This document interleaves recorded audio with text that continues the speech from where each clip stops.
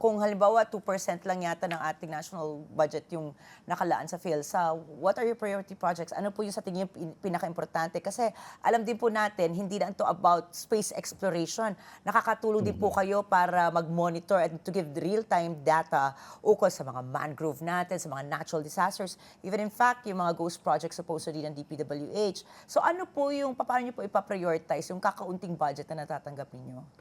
Siguro po over the past few years, ang flagship program ng PhilSA, at kung siguro kung susuriin niyo ang budget ng PhilSA, doon na pupunta yung bulk ng budget natin, is yung pag-develop ng susunod nating satellite, no? Ito yung Ah, Multispectral Unit for Land Assessment Satellite or MULA. oo, oo. So ito po, kasalukuyang ginagawa ng mga Filipino engineers kasama yung mga counterparts natin sa UK, dun sa company na kapartner natin dyan. Ginagawa siya ngayon at nasa testing phases na siya. Next year po siya ila-launch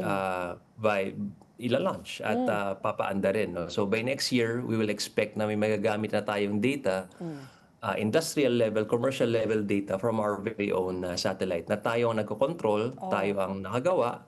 At importante rin, dahil nandun tayo, kasama tayo sa mga gumawa ng satellite na yan, nasa atin yung knowledge kung paano siya gawin uli dito sa Pilipinas. Kasama po ron sa project na yan yung license to rebuild that satellite in country.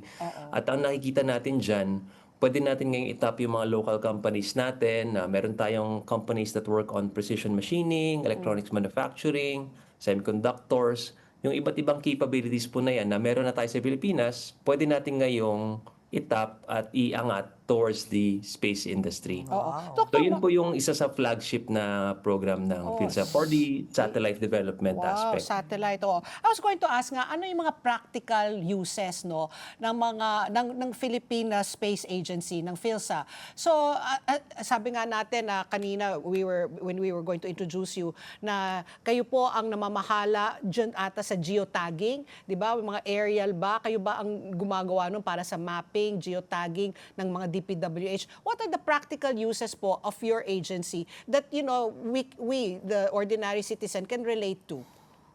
Siguro clarify ko lang po muna yung about yung sa geotagging, no? Hindi po sa amin yun, although yun nga, maganda rin po nabanggit niyo yun kasi recently na pumirma po ang PhilSA at DPWH ng isang memorandum of agreement to engage with them, and basically si PhilSA yung magpo-provide ng satellite data to help with the transparency efforts of Yeah. DPWH and the whole national government. Oo. Ngayon, balik po rin sa tama po, ang tanong niyo po is ano po yung benefits, no? Benefits, yung practical use nila. no ng PhilSA sa mga Siguro po ngayon, well, yung country po natin, blessed po tayo ng mga disasters. Alam na po naman po natin yan, no? Every year, dinadaanan tayo ng mga bagyo. Oo. At isang importanteng aspect po kapag nangyayari yung mga ganyang natural disasters is paano mag-respond yung government after.